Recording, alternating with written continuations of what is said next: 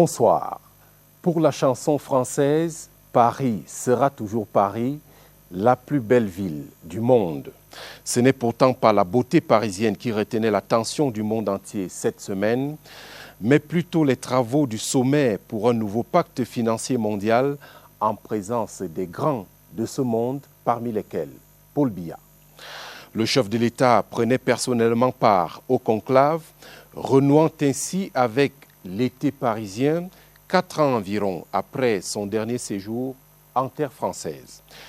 Les discours aussi décapants que le soleil estival ont dénoncé le système financier actuel qui rend les pays riches et les pauvres plus pauvres encore. D'où l'appel du secrétaire général de l'ONU, Antonio Guterres, à réformer les institutions financières internationales actuelles qu'il qualifie de dépassées, dysfonctionnelles et injustes. L'injustice était d'ailleurs dénoncée cette semaine à Yaoundé par la ministre de l'Habitat et du Développement urbain qui déplore la haine, le mensonge et les attaques dirigées contre elle. Célestine Ketcha Cortés s'exprimait lors d'un point de presse sur le C2D, capitale régionale, dont les financements évalués à plus de 150 milliards de francs CFA depuis 2014 ont littéralement transformé la physionomie de certains chefs-lieux de région. Qu'a-t-on fait concrètement et que fera-t-on encore dans le cadre de cette initiative de développement de nos cités? Boulevard des questions adressées ce dimanche à un expert routier.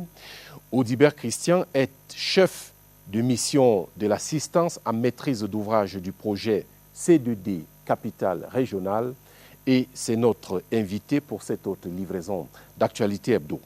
Entretien depuis la capitale régionale du centre Yaoundé, qui est aussi la capitale du Cameroun. Audibert Christian, bonsoir et bienvenue. Bonsoir. Voulez-vous ajouter une ou deux choses à votre présentation pour la plus complète information de nos téléspectateurs? Non, elle est assez complète. Tout ce que je peux rajouter, c'est que je suis originaire d'une grande administration française, mais que j'ai passé pratiquement toute ma carrière en coopération dans divers pays et au Cameroun depuis 33 ans. Très bien, nous aurons l'occasion de revenir sur cet ancrage au Cameroun. D'abord, un mot au sujet du sommet pour un nouveau pacte financier mondial. J'imagine que vous avez l'oreille à Paris. Vous qui avez été ingénieur principal à l'AFD, à Yaoundé, de 1987 à 2007, alors, quand vous suivez les critiques adressées contre le système financier international, les institutions financières internationales, est-ce que ces critiques-là peuvent épargner des instruments comme l'AFD? Moi, je pense que l'AFD est assez irréprochable dans ses engagements, puisque l'AFD, c'est quand même bien un établissement financier qui bonifie les ressources qu'elle peut capter sur les marchés monétaires avec les fonds destinés au développement dans le budget français. Et l'AFD sait adapter ses projets et le montant de ses financements au pays et à la nature des projets. Et le Cameroun est un pays qui a beaucoup bénéficié de l'appui de l'AFD, puisque ça a été, avec la Côte d'Ivoire, les 2 plus gros effacements de la dette que nous avons pu réaliser avant l'avènement du C2D. Maintenant, les discussions même sur ce nouveau pacte financier mondial, comment vous les vivez, comment vous les sentez? Quelle est votre opinion à vous? Mon opinion, c'est qu'elles sont très, très pertinentes actuellement, car effectivement, il faut réfléchir à la manière dont l'Afrique, de manière générale, les pays en développement également, mais l'Afrique, qui constitue la plus forte potentialité de développement au monde, actuellement, pour les années à venir, dont l'Afrique va évoluer dans ce concert des nations en matière de développement financier. Et je pense qu'il est normal que les choses soient remises en question, mais il faut aussi que l'Afrique, de manière générale, sache exploiter ses potentialités et les faire valoir de manière claire. Le Cameroun, par exemple, a un énorme potentiel et malheureusement un potentiel qui n'est pas suffisamment exploité. Le Cameroun est capable de devenir une grande puissance mondiale. Il a tout ce qu'il faut pour ça. Les ressources naturelles, les hommes, le territoire, sa position, sa politique de paix. Et malheureusement, on n'est pas encore au niveau de l'émergence. On a encore quelques pas à franchir pour arriver au niveau de l'émergence, c'est pour pouvoir jouer dans le concert mondial. Et même quelques années, parce que l'horizon fixé par le président de la République, qui est le garant de cette vision, c'est 2035. Oui, c'est 2035. Mais sur ce sujet, moi, je voudrais dire quelque chose. J'ai écrit même des documents qui sont parvenus jusqu'à la présidence de la République, notamment sur l'hydroélectricité. Parce que pour moi, aucun pays au monde ne s'est jamais développé sans s'industrialiser.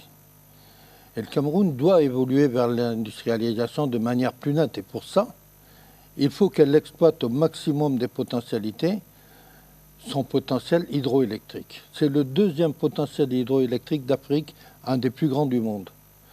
Donc l'électricité d'origine hydraulique doit constituer une priorité et il faut construire des barrages. Une note que j'avais faite, qui est parvenue jusqu'à la présidence de la République à l'époque, il y a maintenant au moins 7 ou 8 ans, peut-être même plus, mettait bien en évidence qu'il fallait construire un barrage de plus de 1500 MW tous les ans, lancer la construction tous les ans pendant 5 ou 6 années pour espérer garantir le potentiel électrique qui va permettre l'industrialisation et l'atteinte du point d'émergence en 2035. Alors, pour rester et peut-être en finir avec le sommet de Paris, à propos, on va dire, du développement, est-ce que, quand on regarde donc l'architecture financière internationale en ce moment, est-ce que des pays africains comme le Cameroun peuvent pertinemment se développer avec des institutions comme le FMI, par exemple? Oui, bien que le FMI, quelquefois, impose des contraintes qui sont très rigoureuses et qui ont un effet négatif sur les populations. Le plan d'ajustement structurel que j'ai vécu a appauvri les populations, qu'on le veuille ou non, puisqu'une bonne partie de l'activité économique de proximité est basée sur les ressources issues de la fonction publique. Et donc, comme les fonctionnaires ont subi les conséquences de cet ajustement structurel, il est certain que l'économie familiale en a beaucoup subi les conséquences. Et donc, c'est certain que les relations avec le FMI, elles sont à moduler de manière à orienter les choses en faveur du développement. Mais il faut reconnaître aussi une chose, c'est que les contraintes imposées par le FMI ont permis déjà beaucoup de changements au Cameroun, ont permis beaucoup d'évolutions. La chose qui me paraît la plus criarde, c'est l'absence d'exploitation locale, comme je vous le disais tout à l'heure, des matières premières. Le Cameroun va jouer un rôle très important et sera un interlocuteur qui saura imposer sa loi au FMI quand il se sera industrialisé et quand il aura cessé de vendre ses matières premières à des cours qui sont ceux qu'imposent les grands lobbies internationaux, et les transformera ici au Cameroun pour exporter des produits finis selon les normes internationales. Très bien. J'ai parlé de ce point de presse donné à Yaoundé par la ministre de l'Habitat et du Développement urbain. Vous y étiez. Il était aussi question des attaques sur la gestion du C2D, capitale régionale. En tant qu'assistant du maître d'ouvrage, vous étiez là pour dire « laissez mon maître d'ouvrage tranquille, elle n'a rien détourné ». C'est cela? C'est tout à fait cela. Et je trouve franchement scandaleux que quelqu'un qui prétend être un spécialiste de la route, mais qui n'en est pas du tout, s'engage à tenir des propos aussi fallacieux en tenant des raisonnements qui, excusez-moi l'expression, ne tiennent pas la route. C'est quelqu'un qui ne sait pas faire la part des choses, qui ne sait pas comparer les choses. Il compare des chaussées de grande circulation à des voiries de quartier ou à des routes rurales, d'accès à l'exploitation rurale ou à l'habitat rural. Et ce sont des choses qui ne sont pas comparables du tout. Ce qu'il propose comme technologie, ça ne figure dans aucune norme. Ça ne figure dans aucun catalogue de structure de chaussée. Ce sont des technologies que je maîtrise. On se demande si il n'est pas manipulé, ce monsieur, pour faire du tort à Madame le ministre. Je ne cherche pas à défendre Madame le ministre. Moi, je raisonne de manière objective. Hein. Il annonce des sommes qui sont absolument incompréhensibles. Et d'abord, pour que vous compreniez bien, il compare des mètres cubes à des mètres carrés. Il compare le prix du mètre cube de BCR à son mètre carré de chaussée de 15 cm d'épaisseur traité avec son produit. C'est pas comparable. Globalement, il compare des choses qui sont incomparables et il fait des calculs qui sont faux. Pour la bonne information de nos téléspectateurs, je rappelle que ce « il » dont parle notre invité Christian Audibert est en réalité un compatriote camerounais qui réside à l'étranger et qui a envoyé des attaques au vitriol contre la ministre de l'Habitat et du Développement urbain sur la façon dont est géré globalement le C2D, mais l'émission ne porte pas sur ces attaques-là. Poursuivons donc avec le fameux C2D, capitale régionale. Quand on dit assistant à maîtrise d'ouvrage, dans un projet comme celui-là, cela consiste à quoi exactement? Alors d'abord, ce qu'il faut savoir, c'est que les bailleurs de fonds, de manière générale, incitent à la mise en place d'une assistance à la maîtrise d'ouvrage qui accompagne le maître d'ouvrage dans toutes ses décisions, mais qui ne se substitue jamais au maître d'ouvrage. Il ne fait que prodiguer du conseil et assiste le maître d'ouvrage dans toutes ses actions. Donc, par exemple, dans le cadre de la passation du marché, on formule un avis au moment de la rédaction du DAO, on contribue quelquefois même à la rédaction du DAO, du dossier d'appel d'offres. Hein. Ensuite, on formule un avis sur les rapports des commissions de dépouillement. On ne participe pas aux commissions de dépouillement, mais on reçoit les rapports et on formule un avis sur ces rapports. Ensuite, on formule un avis sur l'attribution du marché à une entreprise, à un bureau d'études, à un prestataire. Hein. Et ensuite, on formule un avis sur le contenu du marché.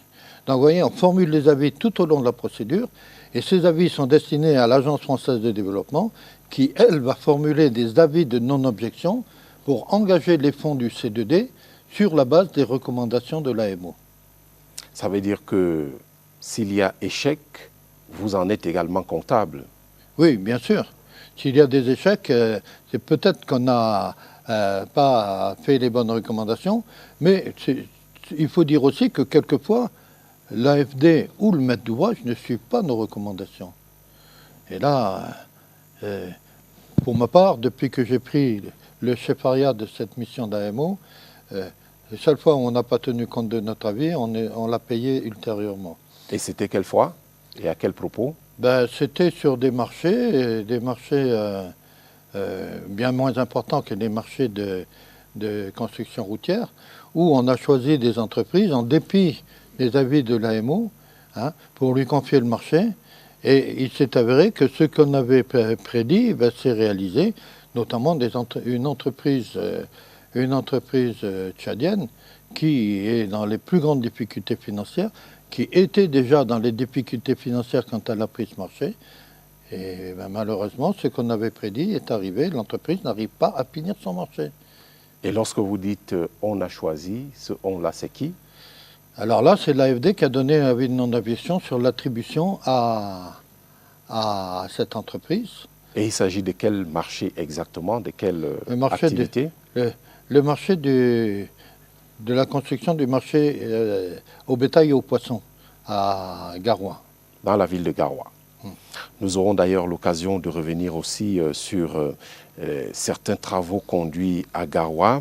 En quoi votre mission est-elle utile aux maires qui sont les bénéficiaires finaux du C2D? Oui. Voilà. Alors, il y a deux facettes. D'abord, personnellement, je suis positionné à la centrale. Donc, je conseille la cellule centrale de suivi du projet et Madame le ministre. Ensuite, je travaille avec 5 assistants techniques qui sont chacun positionnés dans une ville et qui, eux, assistent la cellule locale de suivi et le maire. Alors, nos actions sont utiles, c'est dans le sens où on formule des conseils.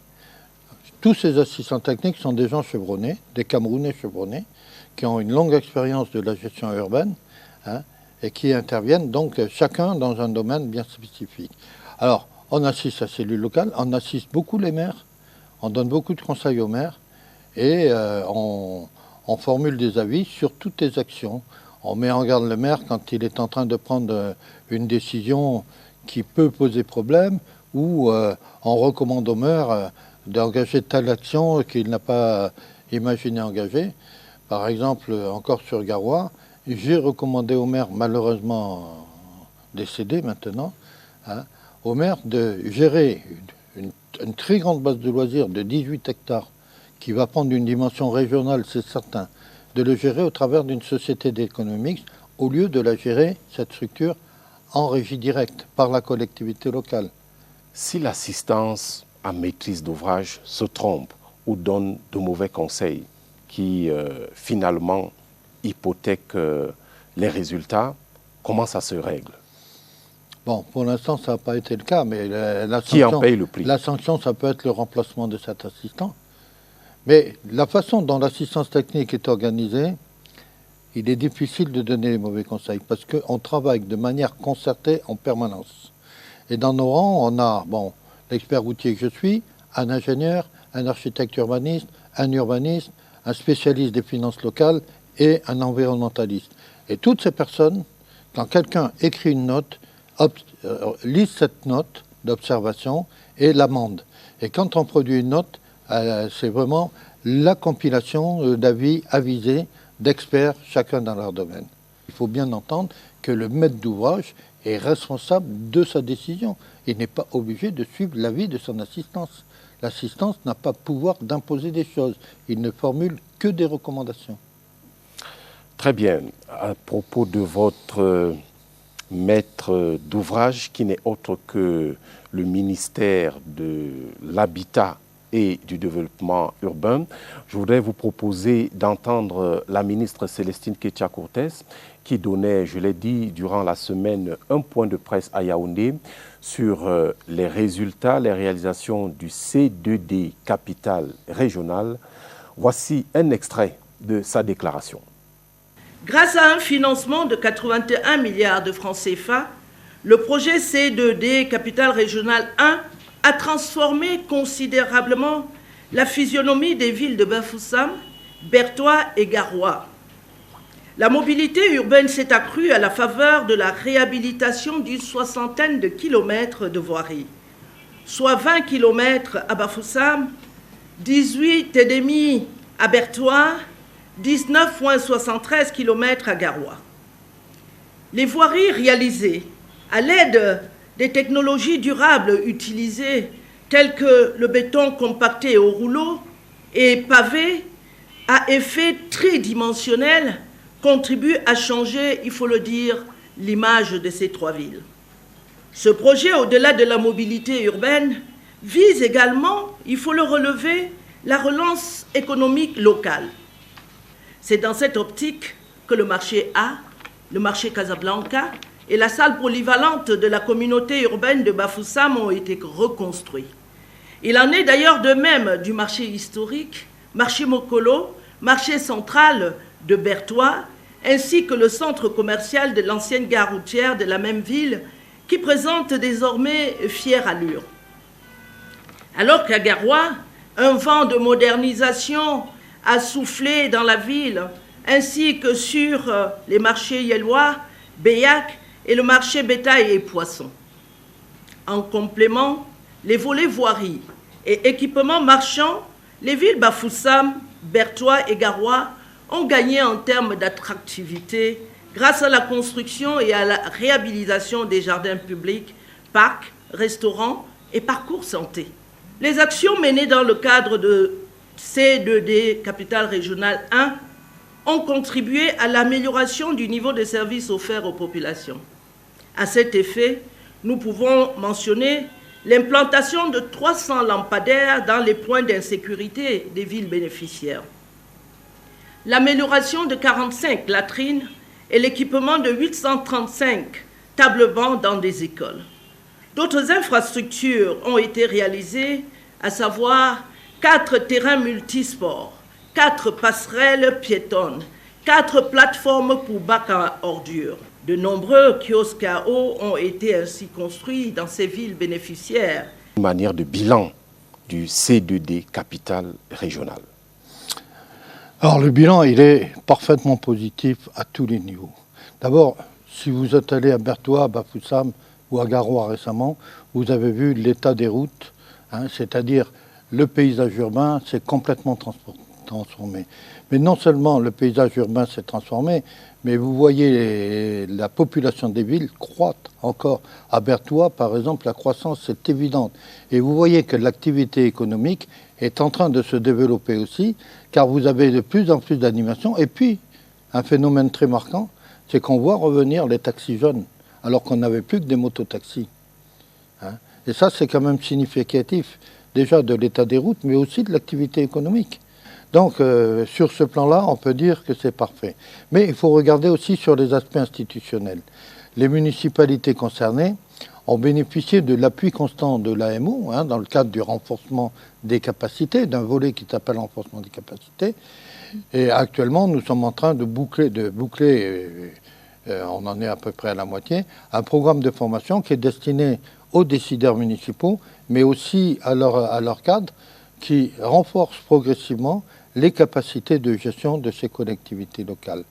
Donc, de manière générale, tant en matière de gestion de la ville qu'en matière de cadre de vie, les choses ont évolué de manière radicale.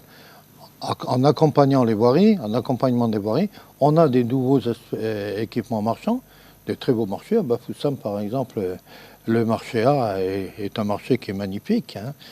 Le marché Mbartois à Berthoua aussi. Le marché aux poissons et au bétail à Garoua va avoir une portée régionale. Et donc, de manière globale, c'est un changement radical. Donc pour vous, tout est beau dans le meilleur des mondes? Non, tout n'est jamais beau dans le meilleur des mondes, bien sûr. Il y a toujours des petites choses qui coincent. Maintenant, il faut que les maires s'approprient. Il faut qu'on commence à oublier la gestion directe des équipements publics, marchands surtout, par la personne publique, qu'on sache faire de la délégation de services publics, qu'on s'approprie les procédures de partenariat public-privé. C'est ce que l'on s'évertue à faire comprendre à nos amis les maires de ces 5 villes. Mais les choses sont en train d'évoluer de la même façon que l'environnement urbain a évolué de manière très significative. Les maires, justement, trouvent les mécanismes et conditionnalités de financement de ce projet très laborieux, notamment le montage des dossiers et des projets. Est-ce que le maître d'ouvrage est au courant de ces récriminations et donc son assistant également? Oui, alors, puisqu'on a des réunions de coordination trimestrielles, avec les 5 maires, je sais bien quelle est la position des maires. Évidemment, les maires préféreraient gérer en direct les ressources qui sont issues du C2D, car ils sont les patrons de la ville et ils considèrent que tout ce qui concerne la ville, ça doit passer par eux. Et pourquoi ce n'est pas le cas? Parce qu'il faut que les choses évoluent de manière progressive. On ne peut pas passer du tout État au tout local.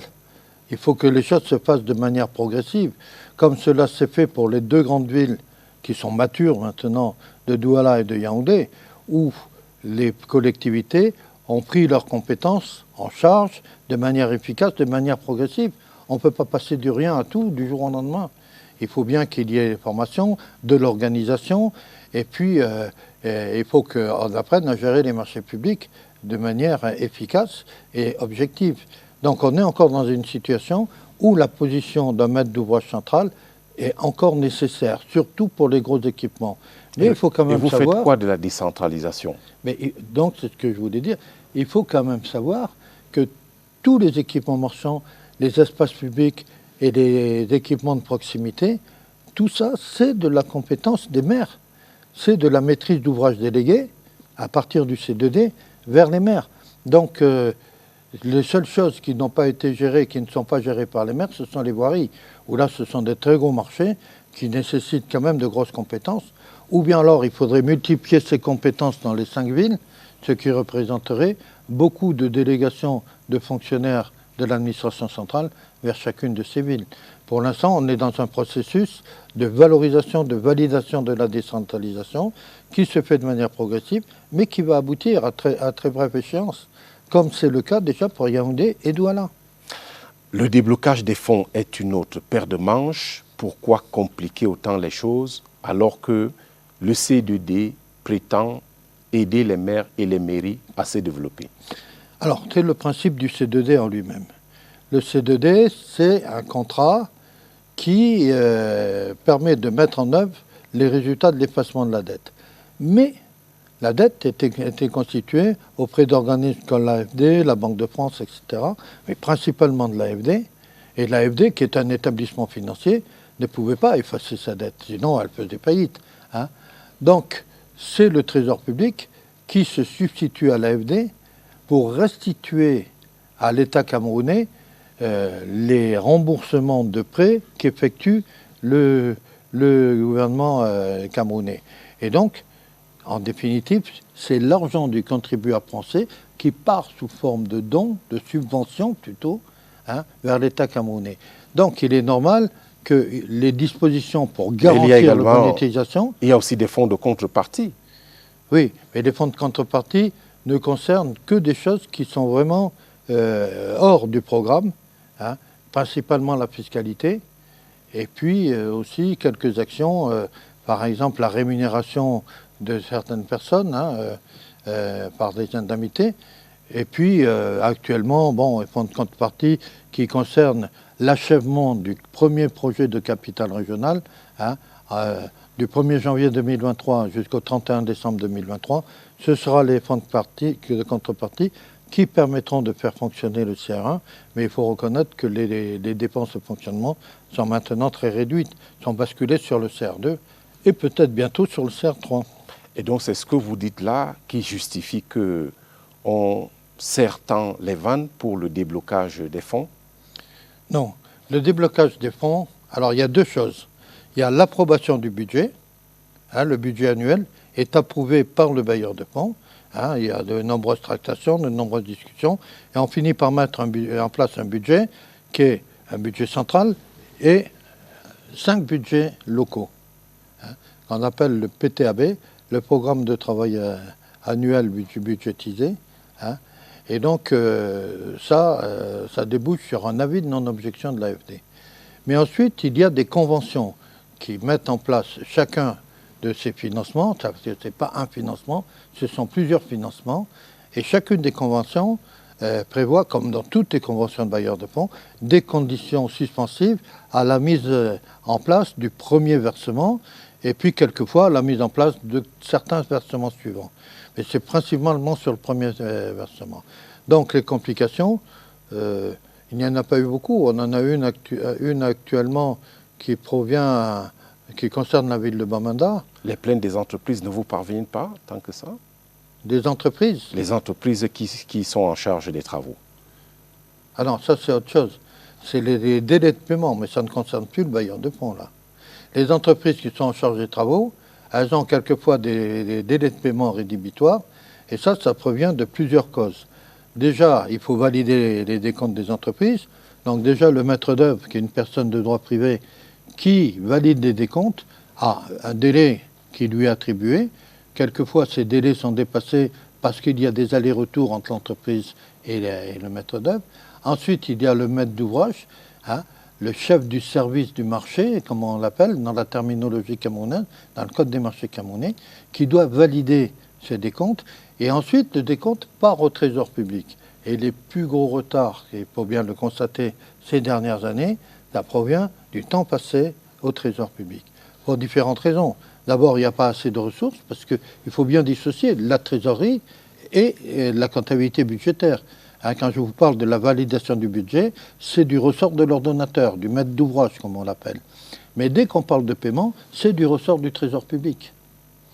Et donc, c'est le payeur qui est le Trésor public qui doit avoir disponible les ressources qui sont nécessaires au paiement. Et quand il y a des retards, ça signifie que les ressources n'ont peut-être pas été positionnées au bon endroit, au bon moment. Dans les trésoreries régionales, par exemple, ou à la CCT au niveau central. Un cas pratique, Christian Audibert, c'est Garoua.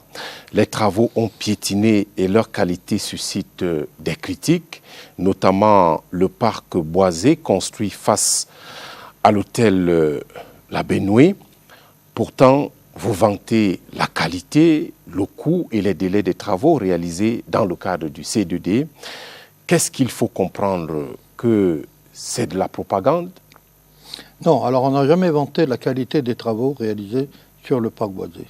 On a toujours émis beaucoup de réserves, ce qui fait qu'on a mis beaucoup de temps pour prononcer la réception provisoire. Et en plus de ça, on a prononcé la réception provisoire, le maître d'ouvrage a prononcé la réception provisoire en l'état. Ça veut dire que l'entreprise dispose d'un délai pour qu'on soit dans un contexte de réception provisoire normale et que toutes les réserves qui font qu'on a réceptionné en l'état soient levées. Et maintenant, la responsabilité incombe à l'entreprise, n'incombe pas au maître d'ouvrage. Le marché a été passé dans les règles de l'art. Malheureusement, l'entreprise qui est une entreprise routière, c'est encore une entreprise tchadienne, malheureusement, eh bien, n'était pas formée, je pense, n'était pas structurée pour réaliser les travaux d'aménagement d'un parc de loisirs. Ils construisaient des routes en partenariat avec Rasel, mais on a peut-être fait un mauvais choix d'entreprise. Et le problème, c'est que le choix, ils ont gagné le marché, quoi. Le choix était là. Pourquoi vous, en tant qu'assistant du maître d'ouvrage, vous ne conseillez pas la non-réception de ce type de travaux? J'ai fait conseiller la non-réception, c'est ce qu'on a fait. On n'a fait qu'une réception provisoire en l'état. Ce qui signifie que si l'entreprise ne lève pas toutes les réserves qu'ont généré ce type de réception, non seulement on va lui faire une réfaction du montant des travaux qui ne peuvent pas être réceptionnés, qui ont été réceptionnés en l'état, on va lui saisir sa retenue de garantie, on va lui saisir sa caution de bonne fin, puisqu'on n'a pas atteint la bonne fin. Et voilà, donc l'entreprise va y perdre beaucoup d'argent. Alors, dans l'ensemble, les routes réalisées sont plutôt modestes au plan de la largeur des chaussées et les trottoirs sont parfois invisibles pour les voies secondaires. Est-ce qu'on ne mérite pas mieux dans nos villes? Est-ce qu'on ne peut pas faire mieux? Et là, c'est l'expert routier que j'interpelle. Voilà. Alors, si vous allez dans ces villes, vous allez voir qu'il n'y a pas d'embouteillage. Là, vous êtes en train de prendre le parti de Haussmann. Mais si Haussmann a fait des artères aussi larges à Paris, c'était pour des raisons militaires, pas pour des raisons de gestion de la ville. Il faut bien se mettre ça en tête. C'était pour éviter des révolutions. Est-ce pour autant que cela ferait du mal aux Camerounais d'avoir des villes avec des grandes routes? Oui, mais on en ferait beaucoup moins. Et surtout, est-ce que c'est utile? Est-ce que c'est utile d'avoir des 2 fois 2 voies dans toutes les villes de manière abondante, alors qu'on n'est pas confronté à un engorgement de la situation? Il vaut mieux, pour organiser la ville, en faire un peu moins et en faire plus en longueur qu'en faire plus en largeur. Mais vous citez donc ce cas des artères larges. À Garoua, les artères sont très larges. Le président Ahidjo avait des visions qui étaient similaires à celles d'Haussmann. Vous connaissez bien Garoua? Je connais bien Garoua et je connais bien Haussmann. Donc vous voyez la largeur de ces routes. Mais ce n'était pas le C2D du temps. Non, ce n'était pas le C2D. Voilà. Mais il n'empêche qu'on a réhabilité ces routes dans leur largeur existante. On en a fait peut-être un peu moins qu'ailleurs. Puisque vous parlez d'Haussmann, direction Paris, qui est donc la ville bâtie dans, en tout cas, sa physionomie moderne actuelle par Haussmann. Nous allons donc à Paris pour cette actualité, le sommet pour un nouveau pacte financier mondial. Le chef de l'État s'y est rendu à la tête d'une importante délégation. Voici le contenu des travaux et le séjour du président de la République, Paul Biya, raconté par Yves-Marc Medzo. Jeudi 22 juin 2023, un jour nouveau s'élève sur la capitale française. Paris s'éveille et déjà le hall de l'hôtel Georges V grouille de monde. L'enceinte, au décor enchanteur et aux couleurs chatoyantes, offre des vues imprenables à ses visiteurs. Dans le même temps, au palais Brognard, situé à une vingtaine de minutes en voiture de là, le rideau se lève sur le sommet pour un nouveau pacte financier mondial. En ce premier jour du sommet entre chefs d'État et de gouvernement de différents continents, Dame Nature a décidé de s'inviter à ces retrouvailles des têtes couronnées de la planète, des acteurs de la finance et de la société civile. Et c'est une fine pluie qui va démarrer la journée avec le président de la République, Paul Biya, qui quitte son hôtel de résidence peu avant 9 h. Direction le palais Brognard. Soucieux de prendre une part active à ce sommet, Paul Biya, pourtant arrivé la veille en fin de soirée, en compagnie de la première dame Chantal Biya, s'est levé aux aurores pour répondre à l'invitation de son homologue français, Emmanuel Macron. Le drapeau camerounais va ainsi flotter fièrement au vent tout le long du trajet, jusqu'au lieu retenu pour la cérémonie solennelle d'ouverture de cette rencontre, qui ambitionne de sceller un nouveau pacte financier mondial entre riches et moins riches, ou tout simplement entre les habitants de la planète Terre unis par une communauté de destin. Pour ses retrouvailles avec ses pairs, Paul Biya est accompagné de Mbela Mbela, le ministre des Relations extérieures, Louis-Paul Motazé des Finances, Samuel Vondo Ayolo, le directeur du cabinet civil de la présidence de la République, et André Maniou Sekoumou, l'ambassadeur du Cameroun en France. La cérémonie solennelle d'ouverture de ce sommet, le tout premier du genre, va durer un peu plus d'1 h et 15 minutes. Elle sera ponctuée par une demi-dizaine d'allocutions et de témoignages, à commencer par l'allocution d'Emmanuel Macron, le président hôte. Pour lui, le rendez-vous de Paris doit être celui des solutions. Solutions pour la mise en place d'instruments de financement plus adaptés et plus équitables au profit des États et notamment des moins nantis. Mohamed Bazoum, le président du Niger, et Mia Motley, la première dame de la Barbade qui lui succède, iront dans le même sens, celui de la transformation totale du système financier actuel et de l'action immédiate. Entre-temps, l'assistance aura eu la possibilité d'écouter un partage d'expériences de quelques experts des questions économiques et d'une jeune ambassadrice de bonne volonté. Le discours d'Antonio Guterres, le secrétaire général des Nations Unies qui clôture cette série d'interventions, sera un véritable réquisitoire contre l'architecture financière mondiale actuelle, jugée dépassée et injuste. Comme solution, le secrétaire général des Nations Unies propose la transformation actuelle du modèle de fonctionnement des banques de développement, des mécanismes substantiels de gel, de rééchelonnement et d'annulation pure et simple de la dette en faveur des pays moins nantis et une plus juste répartition des droits de tirage spéciaux. Présent d'un bout à l'autre de la cérémonie, le président camerounais sera l'objet de grandes attractions auprès de ses pairs, à l'instant du président nouvellement élu de la République fédérale du Nigeria, Bola Tinubu, qui ne va pas hésiter à venir vers lui présenter ses civilités. Et c'est au terme d'une matinée bien remplie que le président camerounais va reprendre la direction de son hôtel de résidence pour quelques instants de répit en attendant la suite du programme. Christian Audibert, vous croyez à la fois aux résultats, à la sincérité et à l'efficacité de ce type de sommet? J'espère. La vie est faite d'espoir. Il est certain qu'il y a une nécessité d'évolution et que c'est au travers de ces sommets successifs, regardez pour la protection de l'environnement, c'est au travers de sommets successifs qu'on arrive à prendre des mesures qui permettent de rectifier le tir. Donc moi je suis là, moi je suis un ardent défenseur du développement. Comme je vous le disais, je suis africain.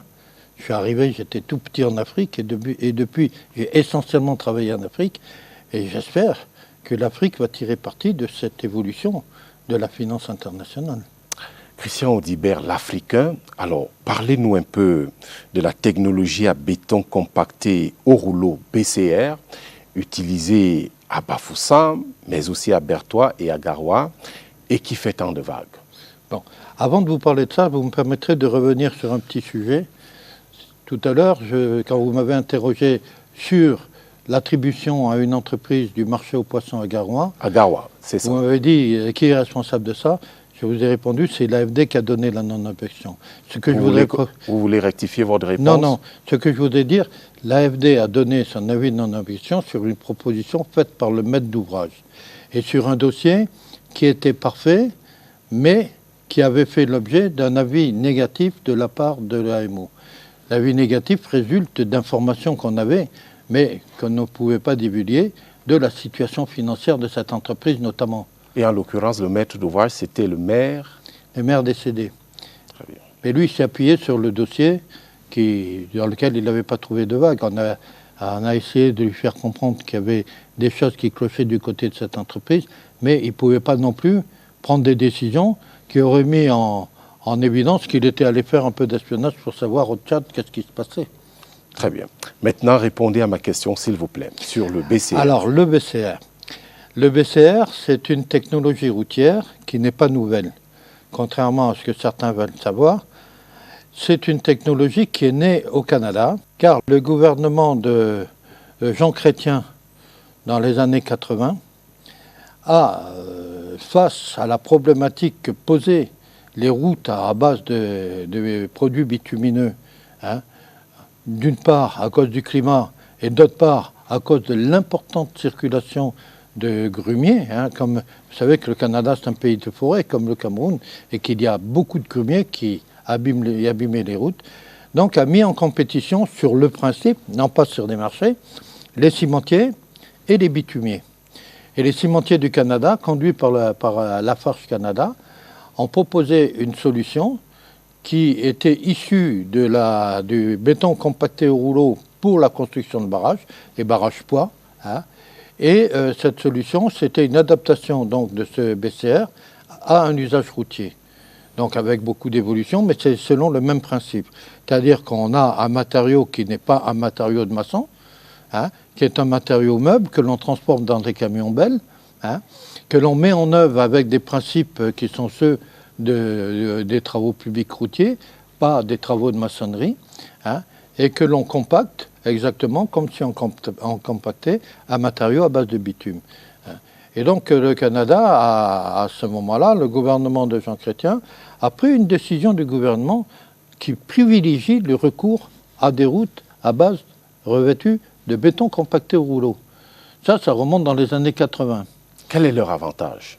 L'avantage, c'est que c'est un matériau qui est plus résistant aux variations climatiques, parce que le gradient thermique au Canada est énorme. Ça va de plus 40 à moins 40. Donc vous voyez, 80 degrés de variant thermique, même pour le béton, ça pose certaines contraintes qui nécessitent des adjuvants pour supporter ces variations, ces différences donc de dilatation que subit le béton. Bon, et puis surtout, c'est plus résistant au trafic grumier. Vous parlez beaucoup du Canada, mais j'aimerais vous entendre sur Bafoussam, Garoua et Berthoud. Est-ce que vous nous rassurez que c'est exactement ce type de matériaux résistants, résilients que nous avons sur nos routes? Combien de temps vont-elles durer? Bon, alors, je vous prenais l'exemple du Canada pour vous expliquer d'où provenait le BCR, pour vous expliquer que ce n'était pas une technologie nouvelle. Et au Cameroun, on a mis en œuvre un BCR parfaitement adapté à la climatologie africaine, en particulier à la climatologie du Cameroun, dans des conditions extrêmement bonnes. On a amélioré les technologies au fur et à mesure de la mise en œuvre, puisque les techniques que l'on connaissait, c'était celles de pays froids. On a dû l'adapter à celles de pays chauds. Razel, qui a été le premier à avoir marché, avait déjà fait une route en BCR en Algérie. Et donc, pour les villes du projet des capitales régionales, les 5 villes, puisqu'on va utiliser la même technologie à Maroua et à Bamenda, on peut garantir que la durée de vie minimale de ces infrastructures sera de 30 ans. À Bafoussam, on a des routes qui ont déjà plus de 4 ans construites en BCR.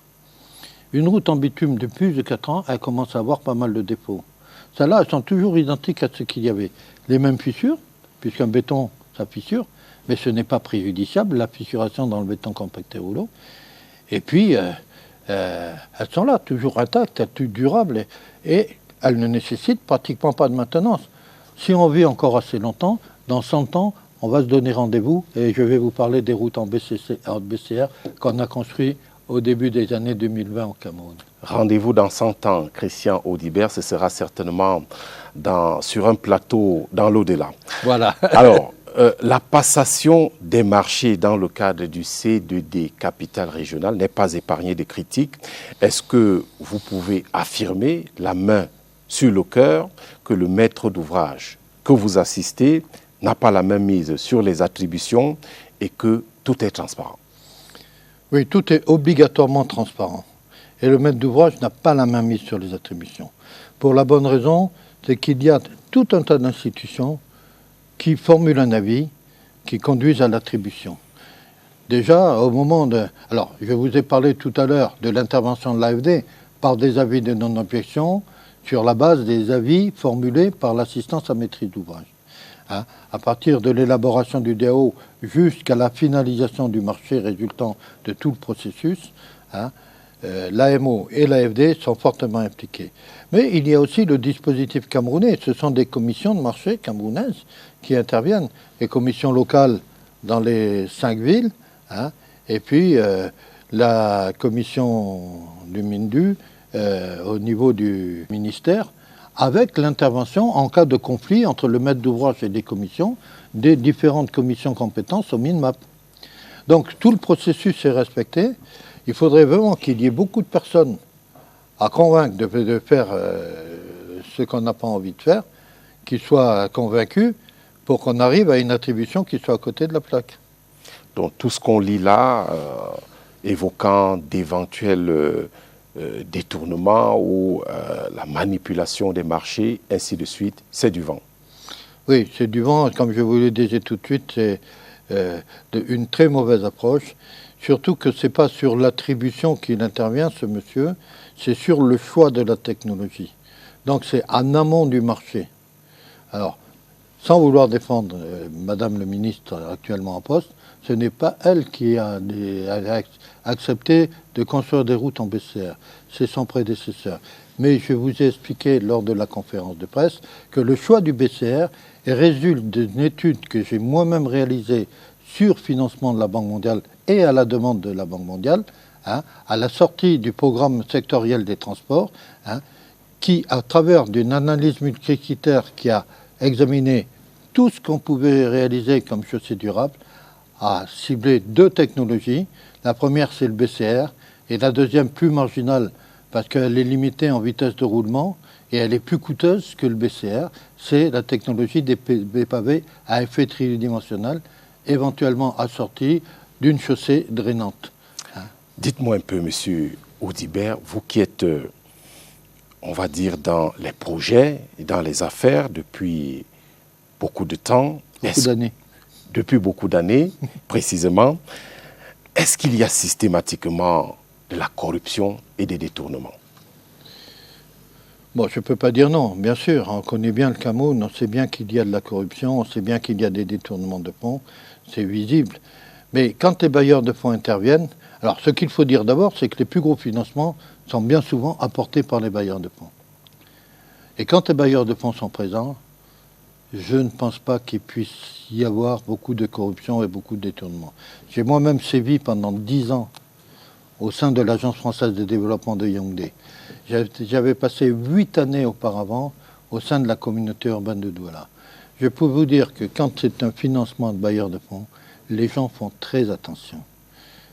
Les gens font très attention parce que les bailleurs de fonds ne pardonnent pas ce genre de choses. Ce n'est pas possible quand c'est un bailleur de fonds qui est là. Ou alors, si c'est possible, c'est quelqu'un de très intelligent qui va le faire, qui va duper beaucoup de personnes. Et quand il y a corruption, est-ce que c'est vous, quand je dis vous, c'est-à-dire, par exemple, les prestataires, les consultants ou les bailleurs de fonds, est-ce que c'est vous qui mettez donc la main dans la poche pour huiler le système, ou alors vous répondez simplement aux sollicitations et des fonctionnaires, et des dirigeants, et des hommes politiques? Quand on est entrepreneur.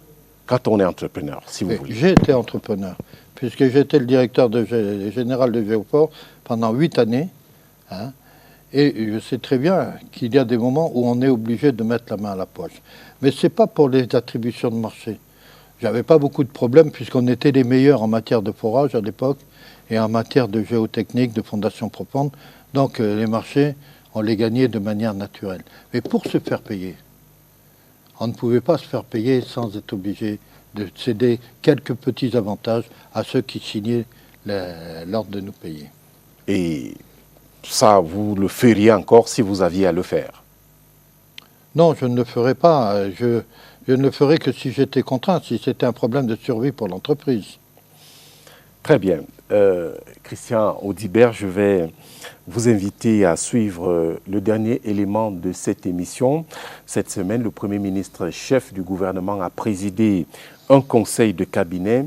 Il s'agissait de préparer le débat d'orientation budgétaire qui se tiendra à l'Assemblée nationale et qui va donc examiner un peu les prétentions du Cameroun pour le prochain triennat. Laurentine Bokono.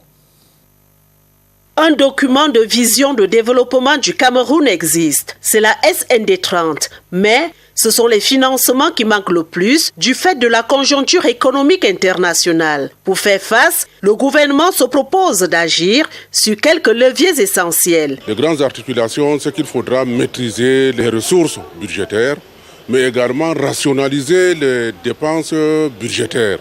Et à cet égard, donc, augmenter donc l'impact de notre budget sur l'économie nationale et sur le développement de l'ensemble de la population. Cependant, deux contraintes majeures devraient être levées. 1. Respecter la viabilité de la dette. 2. Garantir la soutenabilité à moyen terme des finances publiques, mais surtout observer une plus grande rigueur dans le choix des projets de développement à prioriser, a renchéri le ministre délégué auprès du ministre de l'économie. Une économie saine et prospère dans un environnement sanitaire aseptisé, le gouvernement y travaille également. À date, le bulletin de santé du Cameroun ne présente aucun élément alarmant, cependant que la vigilance reste de rigueur. Des documents officiels pour le signifier sont en cours de préparation dans le cas du Covid-19. Sur la situation épidémiologique, nous pouvons dire qu'elle est sous contrôle.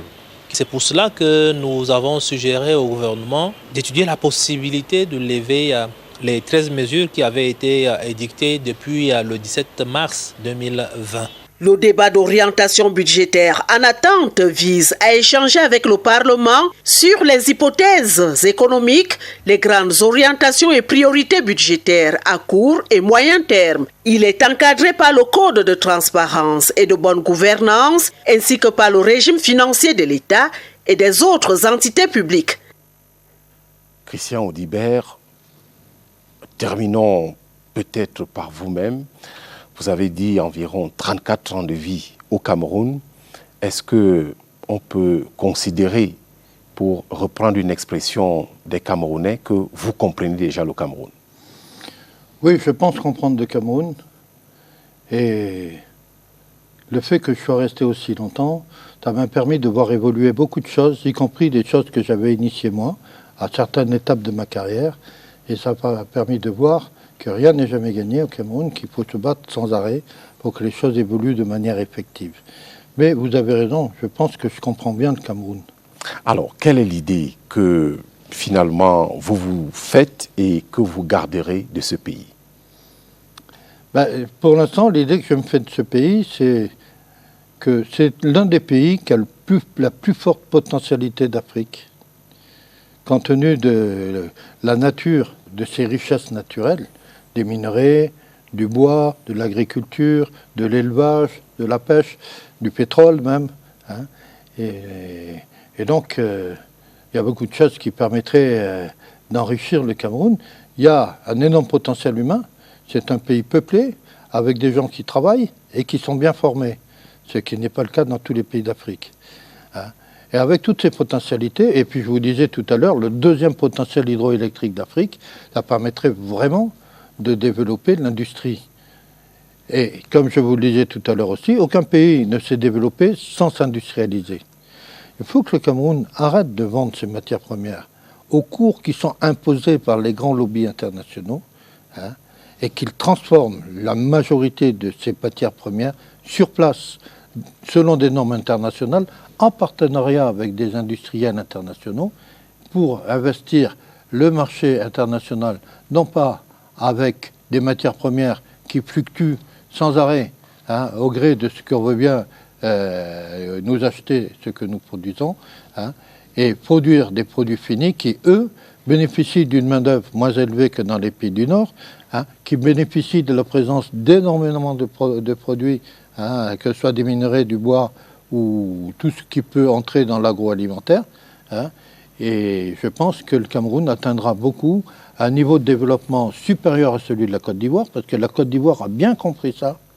Et actuellement, la Côte d'Ivoire est dans ce cheminement vers l'émergence. Le Cameroun peut rattraper très rapidement la Côte d'Ivoire, mais il faut se décider à transformer nos produits ici, sur place. Ce qui appelle donc un basculement de notre économie vers le tertiaire, c'est-à-dire l'industrialisation. Voilà. J'ai lu quelque part que vous êtes ingénieur divisionnaire des travaux publics de l'État français en retraite. C'est bien cela? C'est bien cela. Pourquoi vous ne vous reposez pas pour laisser les jeunes faire également leur carrière et leur temps dans votre secteur, si vous êtes à la retraite? Disons qu'il n'y a plus beaucoup de jeunes qui viennent en Afrique dans nos rangs d'ingénieurs français. Et donc, je n'entre en concurrence avec pas beaucoup de jeunes. Et puis surtout, j'ai accumulé beaucoup de connaissances, beaucoup de savoir-faire et beaucoup d'expérience. Et je souhaitais en faire bénéficier mon pays d'adoption. Il faut savoir que je suis marié avec une Camerounaise, donc je me considère un peu camerounais et que le développement de son pays m'importe beaucoup. Et c'est mon expérience que je mets dans la balance. Et puis en plus de ça, si j'avais eu l'occasion de m'enrichir auparavant, je n'aurais pas besoin de travailler à l'âge que j'ai. J'ai subi des déboires dans ma vie et je suis encore contraint de travailler. Pour tenir. Vivre. Très bien. Les affaires, un milieu que vous connaissez très bien. Alors c'est aussi ce milieu-là, un peu comme la politique, il faut se salir les mains, sinon se salir tout court. Dans votre cas, vous ne demandez qu'à vous laver les mains parce qu'elles ont été suffisamment salies, ou alors vous avez envie de dire « laissez-moi tranquille si vous n'avez plus de questions ». Non, je sais que vous pouvez avoir plein de questions à mon endroit, compte tenu de la connaissance que j'ai des choses au Cameroun. Mais bon, vous pouvez arrêter si vous voulez. Mais moi, je suis prêt à faire bénéficier tout le monde de ce que j'ai perçu, de ce qu'il faudrait faire dans ce pays. Avec des mains propres.